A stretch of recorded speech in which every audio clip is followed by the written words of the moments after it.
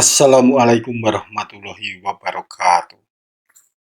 Salam sejahtera untuk semua. Jumpa lagi dengan saya Haris di channel Misteri Verhal. Sudah beberapa kali saya membahas mengenai kerajaan Mataram Islam. Tetapi ada satu hal yang terlewatkan, yaitu perkembangan agama Islam di Mataram dalam masa kepemimpinan Panembahan Senopati, Raja pertama Kerajaan Mataram Islam. Di masa Panembahan Senopati ini, agama Islam sudah menjadi agama resmi kerajaan. Raja melibatkan para kiai dan wali sebagai penasehat dan pembimbing kerajaan, walaupun peran wali ini tak sebesar di kerajaan Islam di Aceh. Pada masa Panembahan Senopati tersebut berkembang agama Islam Kejawen. Islam Kejawen memadukan ajaran Islam dengan adat istiadat yang berkembang di masyarakat, yang kala itu banyak dipengaruhi oleh agama Hindu dan Buddha.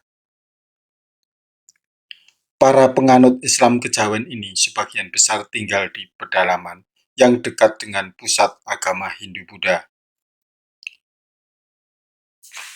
Sementara itu, di daerah pesisir, khususnya di pantai utara Jawa, seperti Demak, Pati, Kudus, Pasuruan, Tuban, Surabaya, dan daerah pesisir lainnya, berkembang Islam Puritan atau Islam Santri.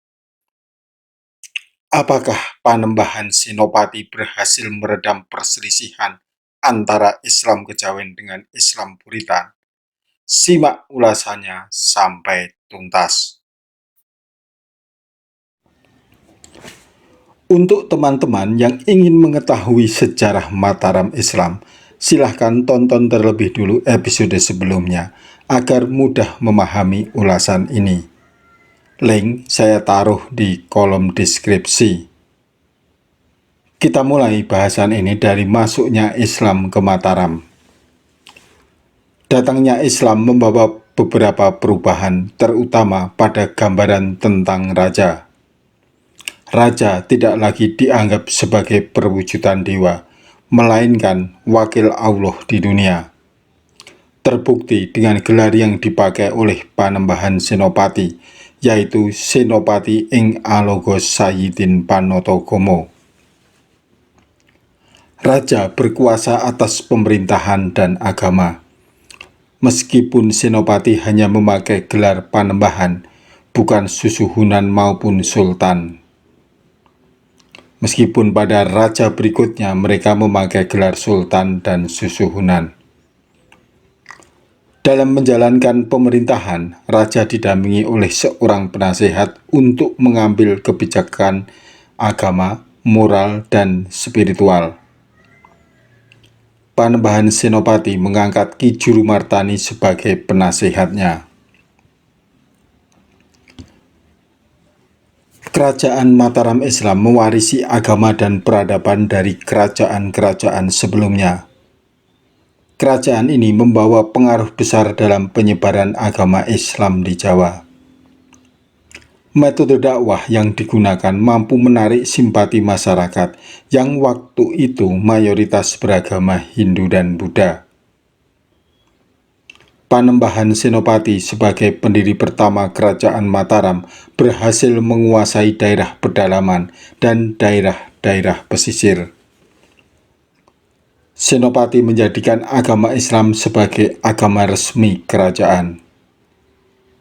Agama Islam yang mulanya tumbuh dari orang-orang pesisir, kemudian meluas ke daerah-daerah pedalaman. Mataram yang terletak di daerah pedalaman dan juga menguasai daerah-daerah pesisir membuat kondisi sosial yang berbeda. Maka lahirlah dua model keberagamaan, yaitu Islam Kejawen dan Islam Santri atau juga disebut Islam Puritan.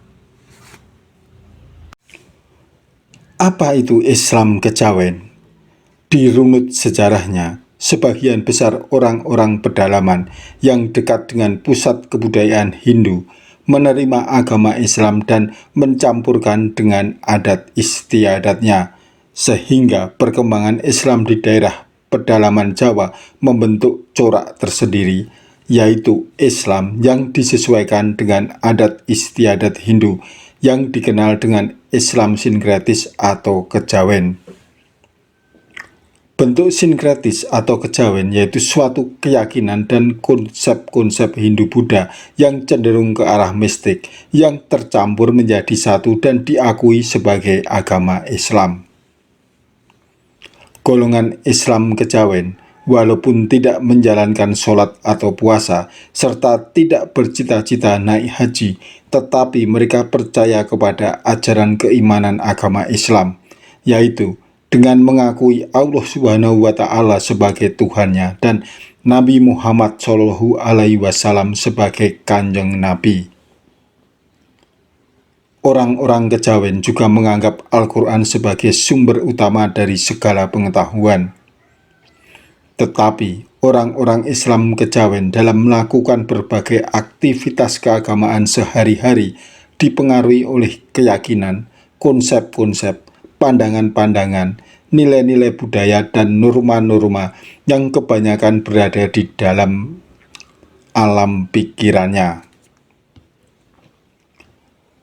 Peralihan kekuasaan dari Demak sampai Mataram memperlihatkan pemetaan kekuasaan yang berbeda. Kesultanan Demak berada di daerah pesisiran dengan Islam pesantren, sedangkan Kerajaan Mataram berada di daerah pedalaman dengan Islam kejawennya. Secara umum, Islam kejawen dianut oleh raja dan para bangsawan yang berada di daerah pedalaman, seperti Negara Agung di Jawa Tengah, di Bagelen, dan di daerah Mancanegara. Pola budaya Islam kejawen pada masa Mataram sama dengan pola budaya kejawen pada zaman Hindu-Buddha, hanya agamanya yang beralih dari Hindu-Buddha kejawen menjadi Islam kejawen.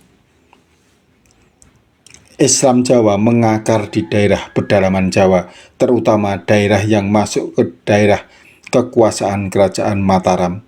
Setelah Kesultanan Demak mengalami kemunduran dan berlanjut sampai Kerajaan Surakarta dan Yogyakarta. Mataram tetap mempertahankan falsafah Raja Titisan Dewa dengan mitologi kuno warisan zaman Siwa Buddha tentang mitologi Nyai Roro Kidul, pusaka yang dikeramatkan, dan upacara tradisional masa lalu merupakan alat politik yang amat efektif untuk melanggengkan wibawa kerajaan tradisional. Inilah yang menyebabkan lingkungan budaya kejawen kerajaan Jawa sesudah zaman Islam pun masih tetap melestarikan mitologi dan upacara kerajaan yang dikeramatkan warisan zaman Hindu-Buddha kejawen. Untuk memudahkan pemahaman, saya beri beberapa contoh tradisi Hindu-Buddha yang dikembangkan pada masa Islam. Misalnya, kenduri. Kenduri sering dilakukan oleh masyarakat Muslim, khususnya di Jawa.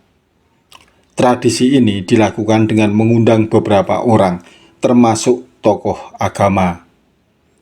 Orang yang mengadakan kenduri nantinya minta untuk didoakan agar diberikan keselamatan ataupun keinginannya tercapai. Konon, kenduri awalnya merupakan tradisi Hindu yang dikenal dengan istilah genduri dan berfungsi sebagai ritual tolak bala. Namun, setelah Islam menyebar di tanah Jawa, ritual ini banyak diubah dan diganti dengan tradisi Islam, seperti membaca Al-Quran, sholawat, berdoa, dan bersedekah sebagai pengganti sesaji.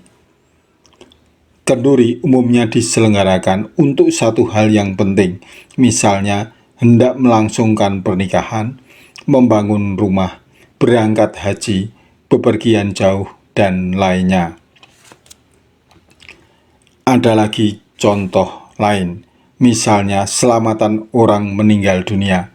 Dalam istilah Jawa, selamatan digunakan untuk memperingati orang yang telah meninggal dunia. Biasanya acara ini dilakukan pada hari ketiga, ke-7, ke-40, ke-100 dan hari ke-1000. Pada hari-hari tersebut, keluarga dari orang yang telah meninggal dunia akan mengundang para tetangga dan kerabatnya untuk berkumpul dan berdoa memohon ampunan untuk arwah mendiang. Biasanya dalam acara selamatan ini yang dibaca antara lain Al-Quran, sholawat, istighfar, tahlil, dan ditutup dengan doa. Keluarga orang yang meninggal juga akan menyuguhkan sedekah berupa makanan. Contoh lain adalah upacara mitoni, sedekah bumi, ritual pijak bumi. Tidak perlu dibahas satu persatu karena ini akan menghabiskan banyak waktu. Sekarang kita bahas soal Islam santri. Masyarakat pesisir, terutama di pantai utara Pulau Jawa, menjalankan agama Islam Puritan atau Islam santri.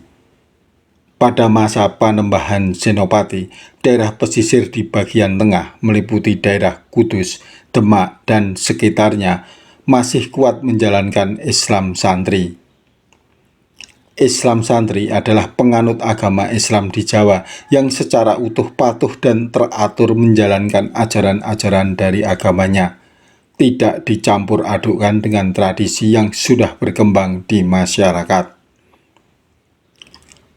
Benturan peradaban antara daerah Fasal Demak dan Kerajaan Mataram Islam tidak bisa dihindari.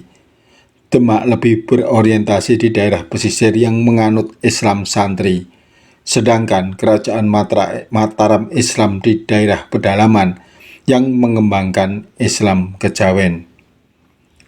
Pada masa Panembahan Senopati masih ada perselisihan keagamaan di antara dua kubu tersebut. Baru pada masa Sultan Agung perselisihan tersebut bisa dihilangkan. Caranya dengan mengurangi pengaruh Islam dari dalam dengan tujuan untuk mempertahankan warisan budaya dan peradaban kejawen lama.